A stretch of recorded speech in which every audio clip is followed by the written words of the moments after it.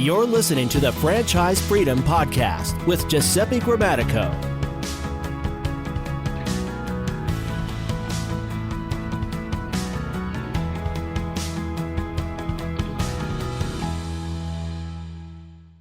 Okay, and welcome to the Franchise Freedom Podcast. I'm your host, Giuseppe Grammatico, your franchise guide. And today we have an awesome episode for you today. We have my buddy, Kyle Andrews. And Kyle, just wanted to thank you for coming on the show. Thank you so much for having me. It's an honor to be here. I feel like I'm working my way up in the podcast world a little bit. I'll probably be on Rogan sometime next year. That's it. I'm still waiting for my invitation. So, hey, why not, right? So it would be nice, right? Eventually. So, well, listen, I really appreciate you coming on the show. And as we were talking before, this is a really exciting show because we get to talk about people's stories. We get to help people really help make that decision. Just like you did, going from corporate to having that job, or even better, employee to employer, to signing the back of the check to signing the front of the check, and it's really exciting. And I've heard these shows have really helped people kind of figure out if, more important than anything else, a business is the right vehicle for them. So before we get started with the show, can you give the audience a little bit of background, kind of where you started, why did you pursue business ownership, and where are you now? Absolutely. So I'm from Burlington, Ontario, Canada, born and raised. I've spent majority of my adult life working towards a career in law enforcement. I went to college, got a diploma for police foundations. I've got public servants in my family. Grew up always wanting to be a police officer since, the age of 16, 17.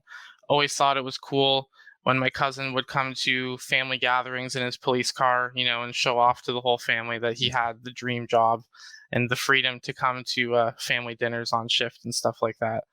And so that was my dream through and through. If you ask anybody who knows me what I wanted to do in my 20s, it was just I was going to be a police officer. There was no question to it.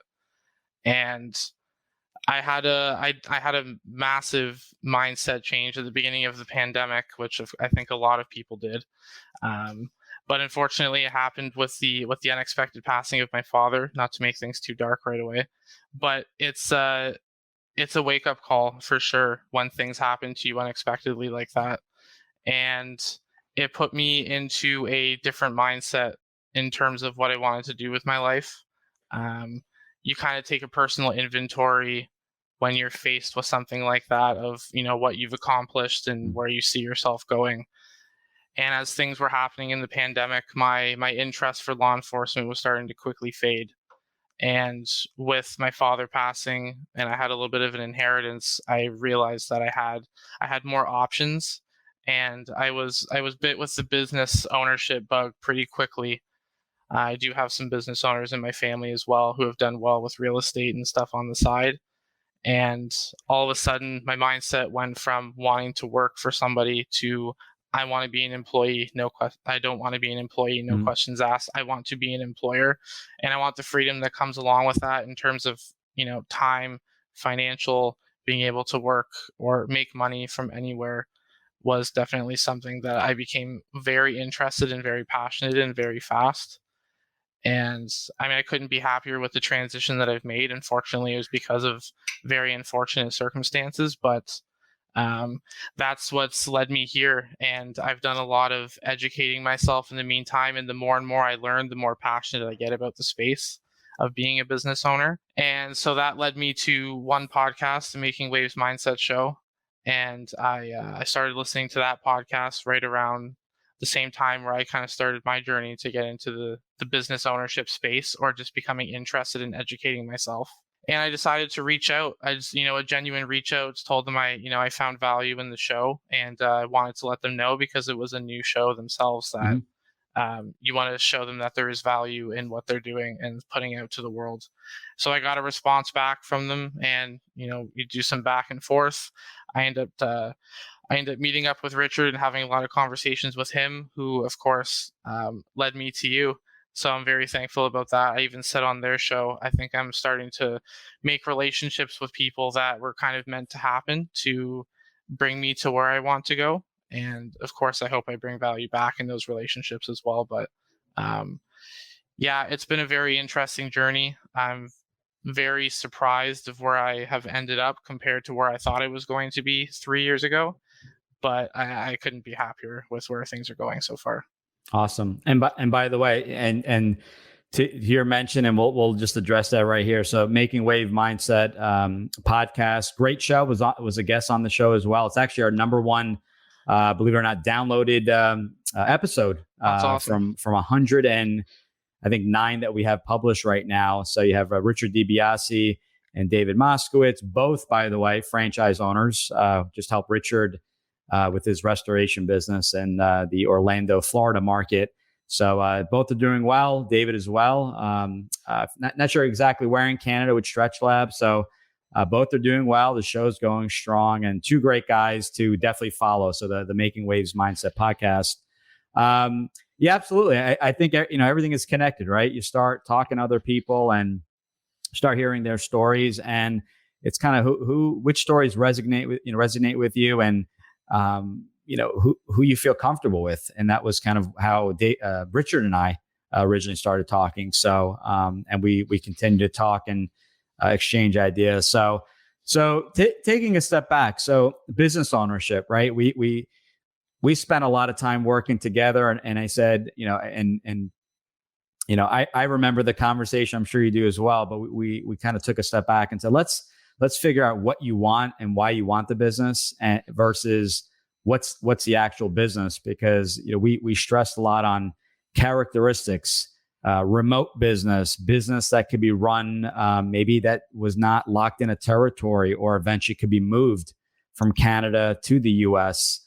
Something that could be run with a group of employees or no employees. So was that helpful? Because I think a lot of people start off saying, well, I really like that sandwich at that sub shop, so maybe I should own that franchise, versus, okay, I want a business that I could be home on the weekends and work regular business hours, which is the opposite of the restaurant business.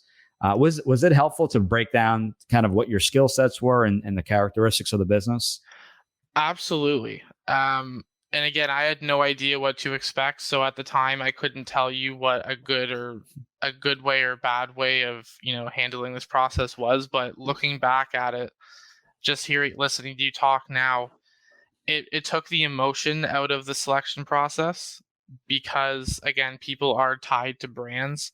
I feel like we're naturally conditioned now to just want to run towards the brand that we're most comfortable with, and the brand that we see on a daily basis.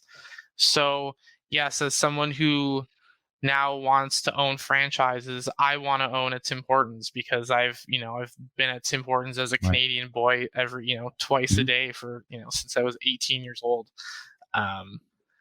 So yeah, naturally I was like, I want to get some of my money back from Tim Hortons, so maybe I should just own a Tim Hortons, right? But but then there's more to that decision. There's, what it takes to own a franchise with a certain company, and the time constraints and the time in the building that it requires, of course, that I wasn't willing to commit to.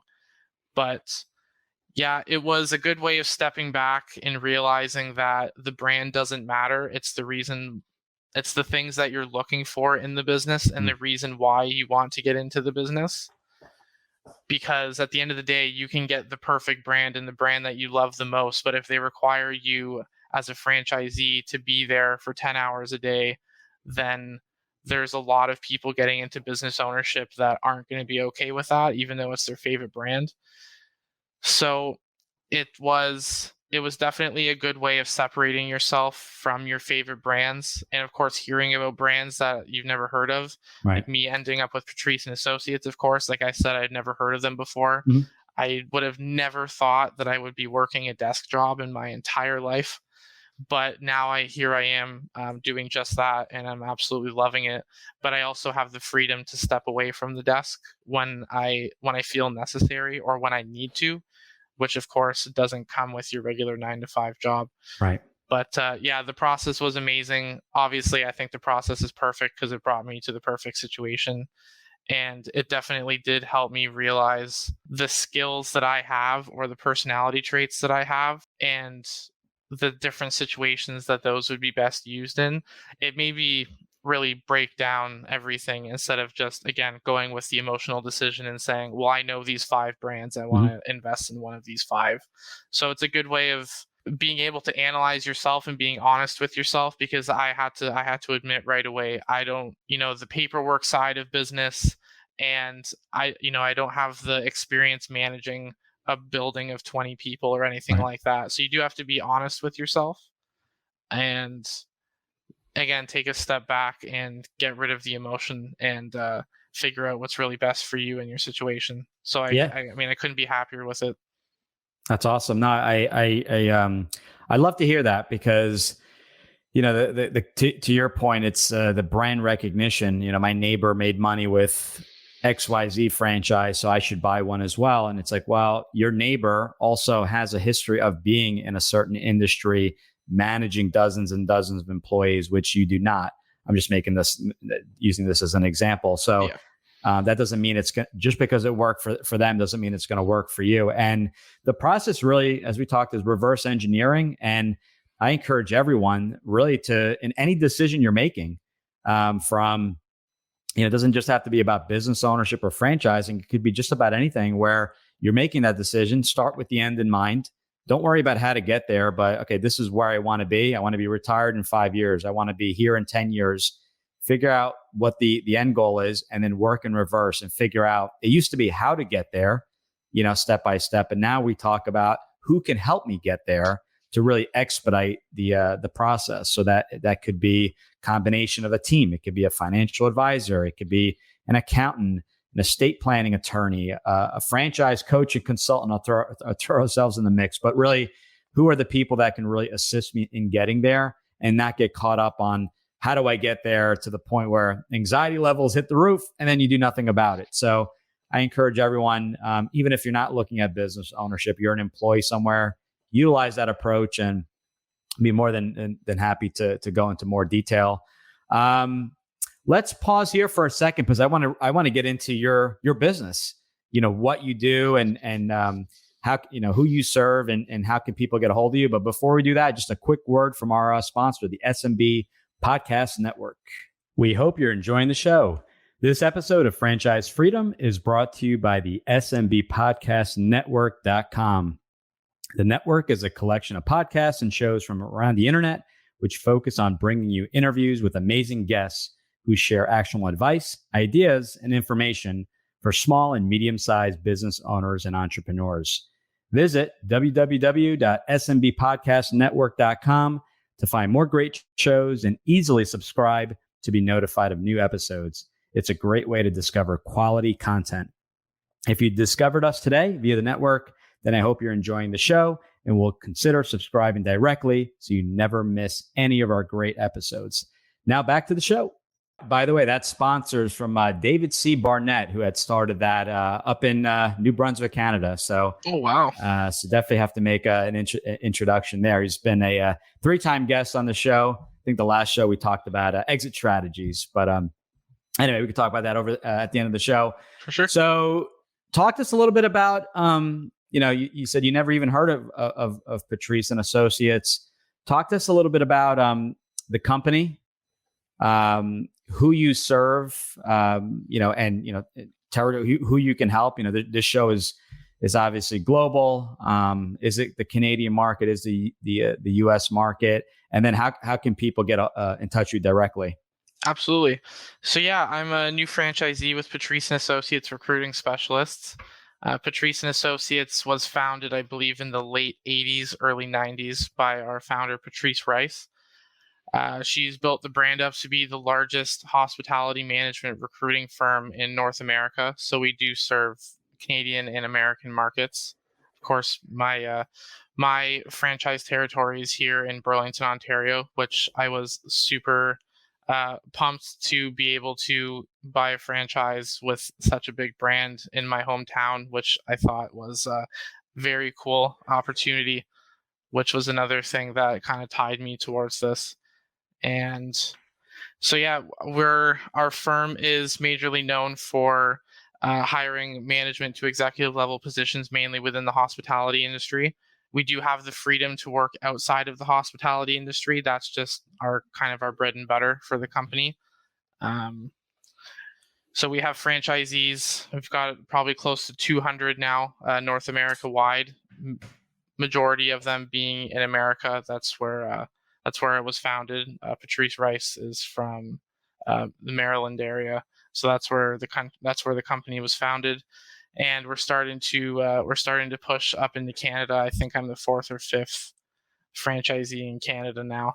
So it's a cool thing as well for such a big brand to be one of the early franchisees in Canada, because there's a big market up here that's kind of untapped by this firm so far. So we're starting to get our name out there, that's for sure. So yeah, we serve both North American markets. We work for the restaurant brand specifically, or for the company. So we get paid on a contingency basis by the hiring company to bring them candidates, management to executive level positions, or pretty much any salary position at this point. It's whatever type of position that a hiring company is willing to invest that kind of money in, because we get compensated based on a agreed upon percentage of the hired salary. And like I said, I would have never thought that I'd be doing this at this stage in my life, but I'm so happy that I made the jump. The time freedom, the freedom that I can go to China if I want to and make the same money, work the same jobs. Mm-hmm. And I also have the freedom to take on clients outside of my territory, which I think is kind of rare from what I've heard, just because it's a completely virtual job. I mean, I can open up an office and have an office full of recruiters in there working for me, but the ability for me to be able to make money outside of my territory is a freedom that I think is kind of unheard of in this space from what I've heard, just because you're not dealing with a brick and mortar. Right. You have the freedom to, you're going to hear the word freedom a lot in this podcast, but because that's what this entire experience was about for me. And so franchise freedom, right? Goes with the title. That's exactly what it is. I think that's why people get into it, right? There's a reason why people don't want to be locked to a desk for 8 hours a day. Because, I mean, you're limiting what you can do during the day. You're limiting the amount of money that you can make. No knock to employees, but I couldn't be happier with where I've ended up. Remember, I think we had talked about this from Dan Sullivan from Strategic Coach, and let me know if you remember these. But I talk about it early in the process. Do you remember the 4 freedoms from that a business ownership will give you? It's quiz time. Well, I know financial, and I mean, there's probably geographic freedom, time freedom, financial freedom. Okay. And just going based on my own experience, I'm not trying to remember too much, but all right. Not a quiz, but yeah, I guess. Well, geography is definitely one as well, and we have freedom of purpose, really to have a purpose, and in your case, being able to assist people in their time of need that are looking for a job. And then finally, it's the freedom, and this is one of my favorites, to work with the people you enjoy working with. Unlike being an employee, where maybe you have to work with, you have your manager and you can't choose your manager, your managers. In my case, I had about 10 managers, just going up to the top. It's really figuring out working with the vendors you enjoy working with, truly enjoy working with, that offer a value add. I know in my past businesses, they offered, not only did they offer a product or service to me, but they offered like, hey, these are some best practices I'm hearing from some of our larger clients. So lots of different freedoms. I didn't mean to take the spotlight here, but you talked about freedom, and that's the thing that's actually, I think I'm doing a show just on that, but that's ultimately why people are doing it. It's really the same freedoms, everyone has similar, I'm not saying the same, but similar whys. But here's the thing. So it's not everyone gets caught up in the why. It's the same. We don't want to be stuck working, and we like the freedom of being able to travel and take vacation when we want, and being able to afford the nicer things. I'm not saying money is the most important, and to some people it is, but really the whys and where people get hung up is there. And I challenge that, and I said, no, that's the easy part that we can figure out instantly. We all know our whys. It's really figuring out the vehicle for you, not the best vehicle. The best vehicle is dependent on you, depends on investment, geography, what's your risk tolerance, the list goes on. And those vehicles are non-franchise business, franchise business, investing in the stock market, real estate. And here's a little secret. You don't have to pick one. It could be a combination. It could be a franchise followed by owning the building for your franchise, followed by an add-on complementary business that's a non-franchise. So your vehicles, that's where I think people forget to spend the time. They spend too much on the why, which I think they know, and it's extremely important. And then we stress the vehicles. So in your case, the vehicle is a franchise, and the next business venture may be another franchise. It may be real estate, and that's to be kind of figured out. So people that do have a question, they need assistance with their career, job change, need help with their resume or cover letter. Sounded like from our conversation prior, sounds like you can help them. Who specifically do you serve? Do you help anyone? So from the waiters or maybe entry level positions at a restaurant to upper management, or is there a certain kind of segment that you work with?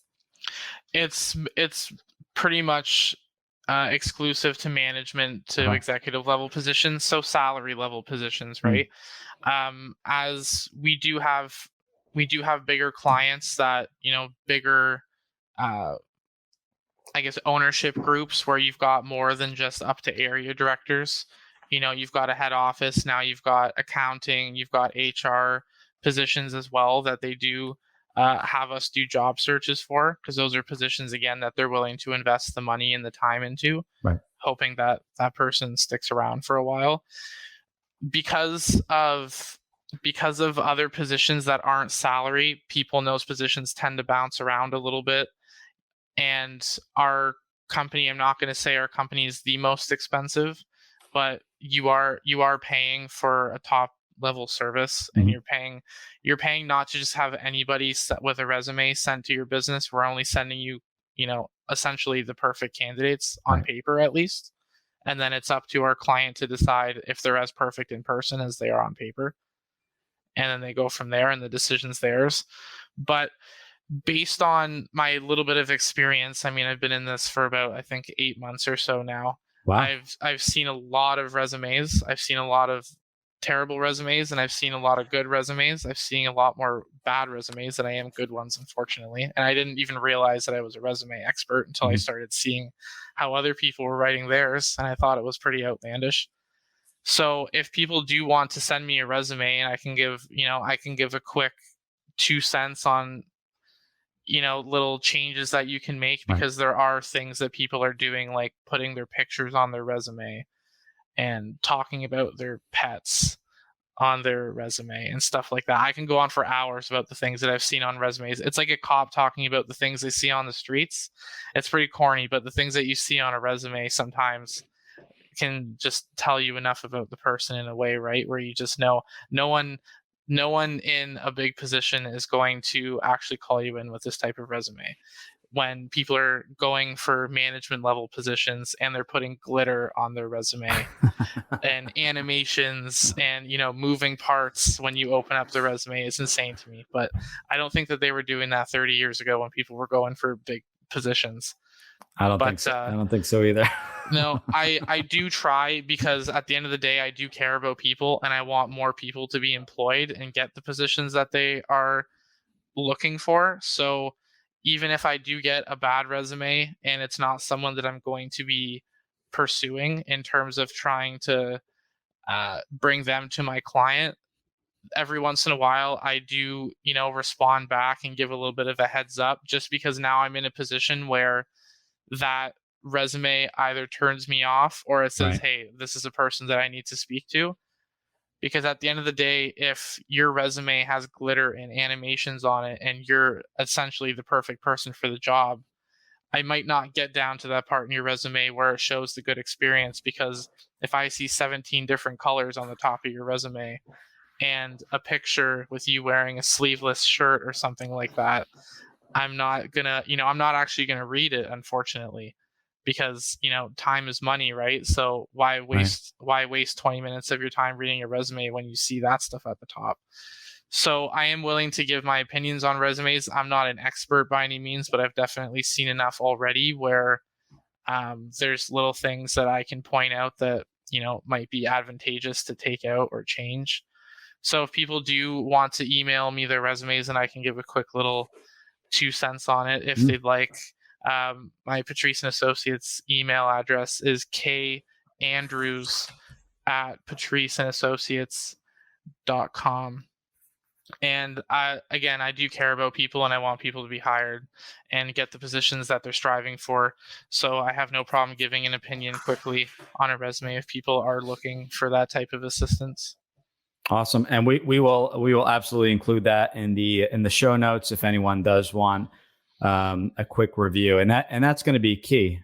And the beauty of this is that for anyone, and correct me if I'm wrong, so I also had used. I'm a little bit older than you, so I haven't written a resume in over 20 years, probably 25 years. But I had worked with an executive recruiter, and I wouldn't say they necessarily redid my resume, but they definitely gave me some key tips, including for each resume that goes out, cater it to the actual position, because there were a couple different positions. So we're not talking about changing the entire resume, but there were some, especially kind of what I was going for, including the title in the description, and making sure to emphasize certain key work experience in order, that applied specifically for that job. But this is no service, really. I mean, it's kind of like our business. We bill the franchisor if and when someone buys a franchise. The employer is paying you, correct? There's really no fee for anyone looking at a job or to work with you. No, any conversation, any contact that I have with a candidate up until they get hired by one of my clients or a client of Patrice and Associates, all of that is free. Essentially, it's just me taking the time out to help somebody, which again, I have no problem doing. It's the reason why I wanted to be a police officer my whole life. I wanted to help people. And this is just a different way of me giving back to my community, especially with me being a franchise owner in my own city. But yeah, and like you said, not having to write a resume in a long time. I mean, that's a point of pride, right? Not having to ever write a resume again. I look forward to never having to write a resume again myself. I'd much rather be on the side of judging people's resumes than worried about how my resume is going to be judged. But agreed. So I like being on this side of it. That's for sure. Speaking of resumes, I think I'm going to send you mine. I want to get my critique from 25 years ago. See what no glitter or animation. I don't think that existed. It's really dull, and it's probably exactly the same type of resume. Not dull. I shouldn't say dull, but very straight to the point. No graphics. I have seen those resumes. I've employed people before, and I've seen the animation. I've seen YouTube videos embedded into the resume. I thought that was kind of cool, but I've also, or I should say different, but I've also heard that and I was a small employer, but I've heard for the larger companies, we had someone that specialized on LinkedIn profiles and, talking about the bots, as he constantly talks about the bots, where when you submit a resume, some of the companies are, unless it's coming obviously from a recruiter, but if you're submitting directly, that they're looking for certain keywords, and if they don't catch the words, I don't think they even contact you. If that's even that's even true, I've heard that before, but he was kind of talking about it when they're dealing with thousands of resumes. Well, yeah, this artificial intelligence is definitely making its way into the recruiting world. That's for sure. I mean, in the long term, I don't know if that's a good thing or a bad thing. It definitely makes things easy in the short term. And we're going to be switching over database programs as well. And there's going to be some AI implemented into that as well, where again, it's going to be searching for keywords in people's resumes, stuff like that.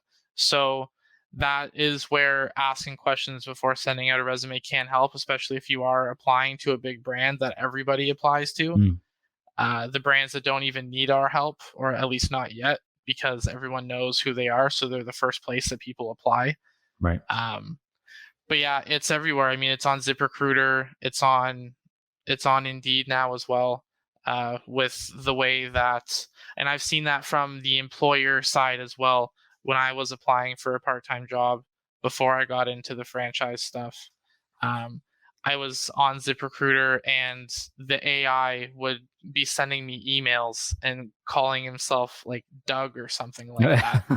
And I thought that was very weird, but you're getting like 40 emails a day just based off of one job search, right? And that's, so, but yeah, it's everywhere, and people do need to be cognizant of the keywords and stuff like that, and emphasizing the jobs that are the actual valuable experience, the relevant experience on your resume.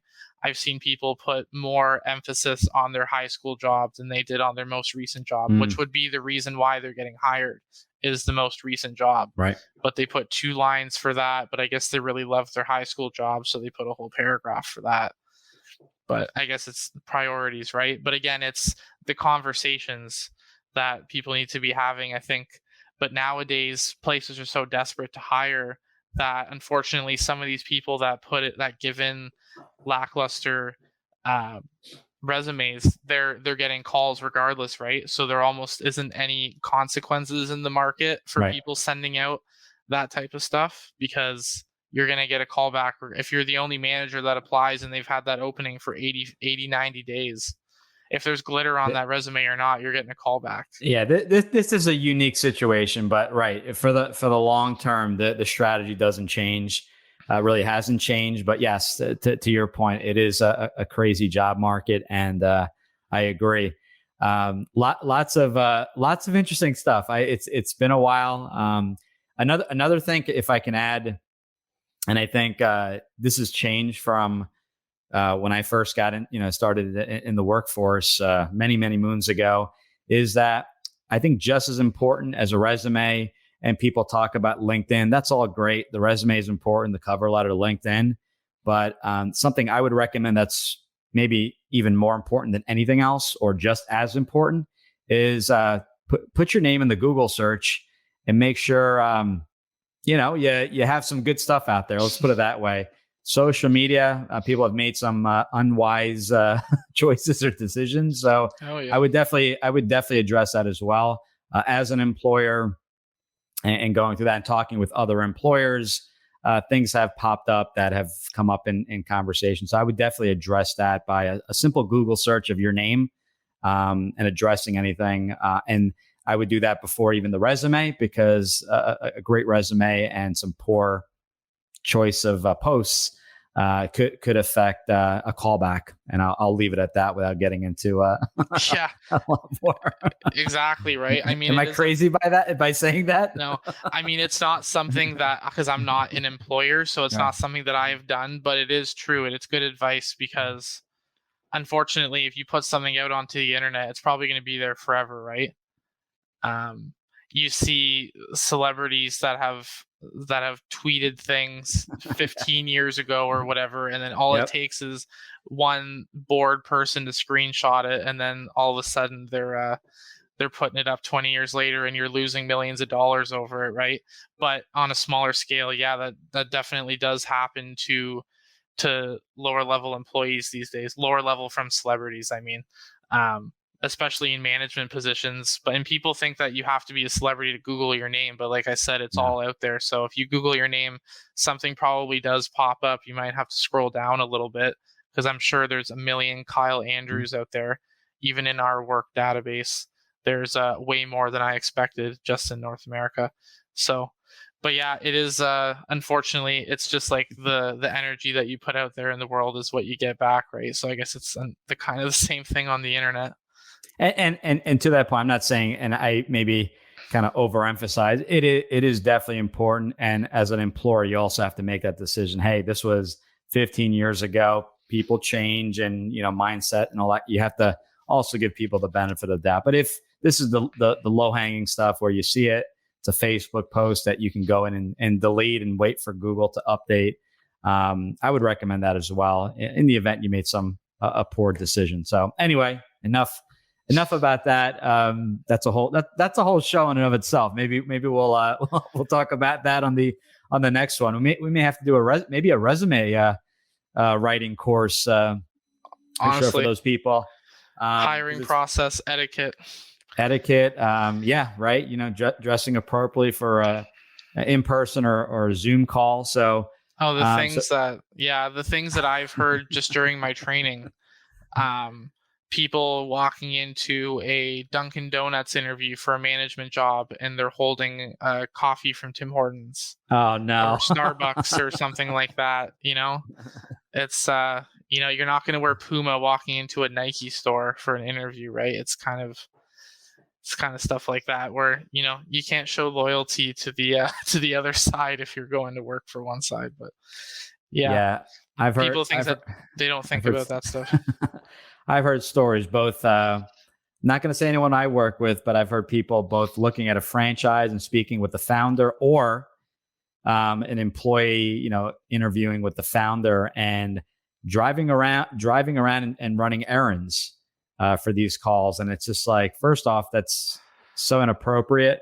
Yeah. And we always prepare like, hey, if it's better not to have the call than to be driving in a car. Emergencies happen and kids get sick and all that. That's completely understandable. But to do an interview in a car driving, and then not only is that inappropriate, now you're losing internet access or the audio is going out. I always prefer people to reschedule, make something up, but reschedule that appointment. And it's the minor etiquette stuff, because that leaves a lasting impression. So we spent a lot of time there. It may sometimes sound like common sense to you or I, but you definitely want, I need to bring that up because it may not be common thought to somebody else. So I like to make sure to cover that. What haven't, I guess two things. What haven't we kind of discussed today? And what advice would you give to that person that is listening today that is not certain? They're at their job, they're doing well, but they're just not happy, and they're looking to either jump in full time or part time, with the side business.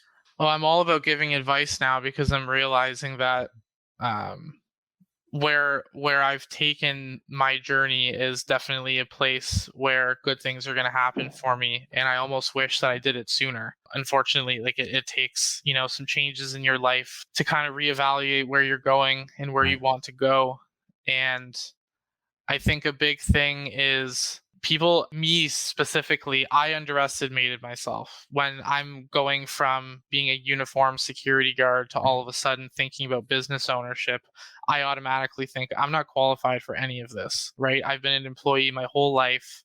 I've never had to manage somebody else's payroll, given I don't have employees yet, but now I'm in a position where I have to hire. So if anyone's looking to be a recruiter out there, you heard the email. But it's thinking that you're not qualified to be a business owner. I think especially a small business owner, the only thing that qualifies you is having the guts to take the jump and having the drive to actually change your life. Because unfortunately, and very, very unfortunate, is that a lot of people don't have that same drive. I said this on the Making Waves show, where people are brought up to go for something safe, right? Mm-hmm. Because the worst thing in the world is being unemployed. At least I think so, and hopefully a lot of other people think that as well. When you're capable of working. And our parents, they wanted us to just find something safe, find a good job, get a pension, blah, blah, blah. But at the end of the day, I don't know about you, but the pride that I felt getting a regular paycheck just for showing up, or the pride that I felt for making my one sale, completely different. It's been 6 months. I've made one sale. I'm still happy from that one sale, but I can go get paid every 2 weeks and be miserable. Right. So there's a pride thing in that as well that a lot of people haven't been able to experience because they go the safe route. And it's also education as well. We're not, I was never told in high school that I should become a business owner. I don't think majority of people are probably not being told not to be a business owner in school. It's not something that is pushed. I've learned a lot about the world in the last 2 years, and about business, finance, all that type of stuff, education, and unfortunately, the education that we give ourselves that pushes us forward into doing something more with our lives. It's not coming to us for free. It's something that you have to go out and look for. Right. So unfortunately, you already have to get bitten by that bug to go out and look for the extra motivation to really make that plunge, unless of course you have business owners in your family or you have a mentor around you. Like I said, for me, it was a life-changing experience where I decided I wanted something different. And now that I'm doing it and pursuing that journey, I see that a lot of people around me don't feel that way. I mean, they love talking to me about what I'm doing, but then when I try to push that back on them, like, have you ever thought about this or whatever, just almost trying to lead by example, right? Because I know that majority of people that I talk to at the end of the day would much rather be doing something else. But 99% of them, they don't have the drive to go out and make that change. Again, if they're financially stable, why fix something that's not broken, right? Right. No, that is a very good point. And yes, I'm in the US, you're in Canada, and they don't, and I will go back to your comment about school. They don't talk a lot about entrepreneurship. And I think, talking to, the Making Wave Mindset podcast, talking with the guys, Richard and David, it's a lot of perceived risk, being an employee is safe. And there's nothing wrong with being an employee or an employer, or guess what? I have plenty of people I work with that are both. But you need to really take a step back and learn about the risks. As a business owner, there are risks. There's an investment at stake, and you got a business. Absolutely. Obviously, you want to mitigate that risk. Working with the franchise company does not make it risk proof, but you're going to reduce your risk and increase your, I call it the unfair advantage in my book, where you obviously have that system in place, but you need to follow the system and you got to put the time in. There's no magic, but there is a system. But with a job, I always tell everyone there are risks with a job where it's one income stream, and what you don't control your managers. Your managers are chosen. A lot of times they dictate your upward movement within the company. And now we put our money in a 401k that is also not managed by us, by funds that are chosen from the employer. So when you look at diversification, really it's like, okay, I have all my eggs in one basket, if you look at it that way. So I encourage people, say, you know what, you don't need to leave your job, keep the job, work with Kyle, get that awesome job. And you can have a business on the side, or you can transition full-time a year later, 2 years later, maybe never. I've had people that have done so well, they've kept both. So there's options out there, but don't kid yourself. There's risks in everything. And that's why I'm very direct. And I turn a lot of people away from owning a franchise, because it's not, or even a business, it's not for everyone. It's not the grass is always greener and I hate my boss, I should own a business. I get that question a lot, but really decide on what you truly want. And then maybe it's a combination of things. Maybe it's a path, employee with a side job until you transition. Maybe it's an employee forever with just a side job. There's no right or wrong. It's really like in your case, right? We talked about maybe keeping the job and the business on the side, and you dove in, and there's obviously advantages of doing that. There's obviously not, you don't have maybe the income stream from the job, but you're able to dedicate 110% of your time to the business, which can help the business grow exponentially.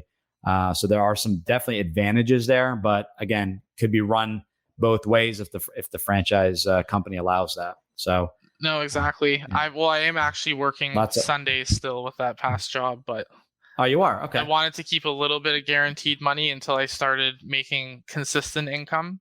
Okay. So I'm essentially working 7 days a week, but that's the process, right? Working 7 days a week for yourself comparing to working 7 days a week for somebody else is a completely different feeling. Mm-hmm. And yeah, I don't think a lot of people are talking about how I think it's at this point, making a salary and just the salary alone, especially if you're living paycheck to paycheck, is very is very risky, because I don't know about you guys in the States, but my mortgage has gone up 6 times since January. And I don't know anybody that's making a salary that's gotten 6 raises since January. So rates have increased. Yeah. That's the tough reality of the world that we're living in right now, right? Where the world is continuing to get more and more expensive. And unless you're finding ways to make more money, it's like essentially you're going to get financially left behind. Right. Where you were sitting in a really good position in 2019 and all of a sudden it's 2022, you're making the exact same money and gas is double the price, and your mortgage is $800 more. So, and then unfortunately that sucks for renters too, right? Because then all of a sudden, you go to rent a place and now the market's up $700 more than what it used to be. So again, people who are employed by someone full time, they're definitely not getting the raises that are required for you to keep up with everything that's going on, right? So I think now more than ever, you hear a lot of these billionaires that actually care about people around the world talking about how it's the best time ever to be an entrepreneur. I'm not an entrepreneur, I'm more of an intrapreneur. So again, there's freedom with the franchise model, but there's also a lot of safety in it, because you are essentially utilizing history to confirm that there is a way to be successful when you follow this model. So there's a big difference between me going out and saying I think I should be a recruiter and start my own recruiting firm, compared to me investing in a proven company in Patrice and Associates, where Patrice had already gone through the ups and downs of starting the company and figured out the system that works, and now is able to bring everybody else in and kind of expand the company through that proven system. So awesome. In terms of making the decision to get out and start a brand new business from scratch and hope that it works during these times, or investing with a proven brand that will automatically bring you a customer base, and then you just have to follow the system, and you've got hundreds of other franchisees around you that are living proof that the system works. So why not, right? Yeah, no, absolutely. Now this has been awesome, and we could definitely talk for days, and I'd definitely like to have you come back on the show maybe in 3 to 6 months, see how things are going, updates, advice. For anyone listening in, I'm going to have all of Kyle's information in the show notes. Have your email on there. So if anyone is looking to become a recruiter, has questions, wants a resume, a quick review of the resume, or wants to engage in Kyle's services and looking for a job, I'll put that all on there. I do make introductions to Kyle. So if you are on the fence about a job or a franchise, and we decide together that maybe a franchise, maybe the timing isn't right, be more than glad to make the introduction to Kyle as well. So you have all our information. Kyle and I definitely work together, but if you are kind of on the fence and uncertain and want to have a chat, be more than glad to assist and make the introduction. So again, Kyle, wanted to thank you once again. It's been great catching up. I'm really excited to hear about your success. I definitely want to keep in close contact, and looking forward to having you back on the show. Thanks again. Absolutely. Thanks a lot for having me. It's been a lot of fun. Thank you. We'll talk soon. Thanks for tuning in. Whenever you're ready, here are 3 ways Giuseppe can help. 1. If you've ever considered owning a business of any kind, you owe it to yourself to get a copy of Giuseppe's book, Franchise Freedom. Download your free copy at ggthefranchiseguide.com/book. 2. Want to understand how successful executives make the transition from corporate to owning their own franchise? Join Giuseppe's next online presentation, Franchise Freedom: How to Escape the Corporate World and Have Financial and Time Freedom by Owning a Franchise, by going to ggthefranchiseguide.com/video. 3. Want to work with Giuseppe one-on-one to identify the right franchise opportunity for you, to navigate the process, and get plugged into experienced franchising advisors? Send him an email to gg@ggthefranchiseguide.com with one-on-one in the subject, and he'll send you all the details.